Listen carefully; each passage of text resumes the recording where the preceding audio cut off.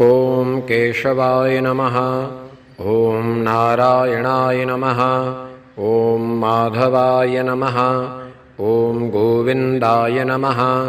ॐ विष्णवे नमः। ॐ मधुसूदनाय नमः। ॐ त्रिविक्रमाय नमः। ॐ वामनाय नमः। ॐ श्रीधराय नमः। ॐ ऋषिकेशाय नमः। ॐ पद्मनाभाय नमः। ॐ दामोदराय नमः। ॐ सङ्कर्षणाय नमः।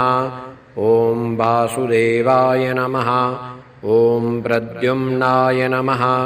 ॐ अनिरुद्धाय नमः। ॐ पुरुषोत्तमाय नमः। ॐ अधोक्षजाय नमः। ॐ नारसिंहाय नमः। ॐ अच्युताय नमः। ॐ जनार्दनाय नमः।